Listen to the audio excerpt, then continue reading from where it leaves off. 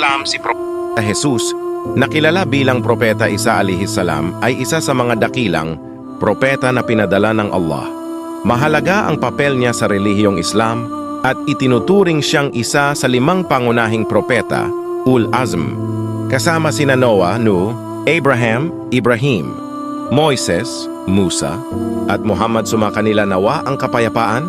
Narito ang buong kwento ni Propeta Jesus ayon sa Quran, kasama ang paliwanag ng mga kaugnay na sura. Pagkapanganak ni Propeta Isa, ang buong kwento ng kapanganakan ni Propeta Isa ay isang milagro.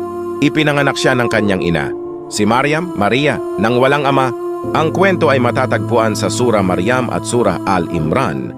Surah Al-Imran 3:42-47, paliwanag.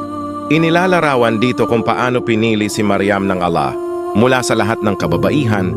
Anghel Gabriel ang nagdala ng balita kay Maryam na siya ay magdadala ng isang anak kahit wala siyang asawa.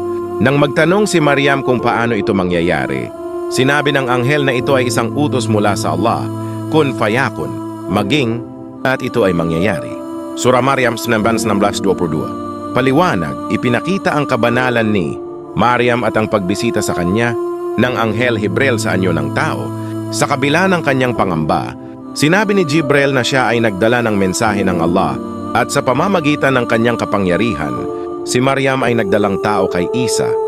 Kapanganakan ni Propeta Isa, Surah Maryam 19:23-6, paliwanag, ipinakita ang pagsilang ni Isa sa ilalim ng puno ng datiles. Nang makaramdam ng hirap si Maryam, inaliw siya ng Allah. Pinayuhan siyang kumain ng datiles at uminom mula sa isang bukal na ipinagkaloob ng Allah bilang sustento sa kanya. Surah Maryam 22:34, paliwanag, nang dalhin ni Maryam ang sanggol pabalik sa kanyang bayan, inakusahan siya ng mga tao. Ngunit sa utos ng Allah, nagsalita si Isa habang siya ay nasa duyan. Sinabi niya, ako ay alipin ng Allah. Binigyan niya ako ng aklat Injil at ginawa akong propeta. Pinatunayan nito ang kanyang kabanalan at misyon bilang propeta. Misyon ni Propeta Isa, Surah Al-Ma'idah 11, paliwanag, ipinapaalala ng Allah kay Isa ang mga himala na ibinigay sa kanya, kabilang ang pagbibigay buhay sa patay, pagpapagaling ng bulag at may ketong, at ang paggawa ng ibong luwad na naging buhay sa pamamagitan ng utos ng Allah. Inutusan din siya na ituro ang pagsamba sa nag-iisang Diyos. Surah As-Saff 7, paliwanag, binanggit dito kung paano ipinahayag ni Isa sa kanyang mga tagasunod ang pagdating ng propeta Muhammad bilang huling sugo.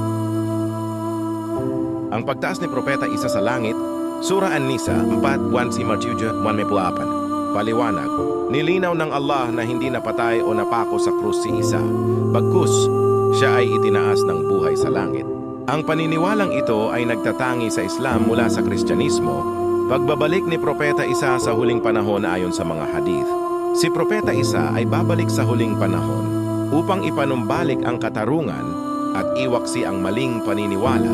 Siya ang magpapabagsak kay Dajjal, ang Antikristo, at magpapatuloy sa pagpapalaganap ng pagsamba sa Allah, buod ng mahahalagang aral, Tauhid, pagkakaisa ng Diyos. Itinuro ni Isa na may iisang Diyos lamang na dapat sambahin. Kabanalan ng Maryam.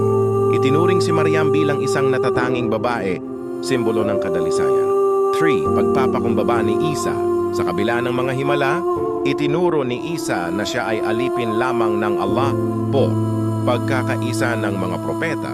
Pinaalalahanan ng mga tao na lahat ng propeta ay may iisang mensahe.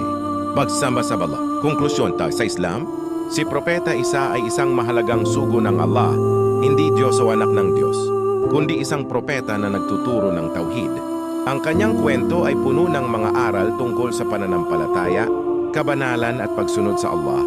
Follow and share to get latest Islamic teachings and lectures. May I know where country you are so that I will mention you inshallah to my next video. Jazakallahu khairan. It's me, Legendary.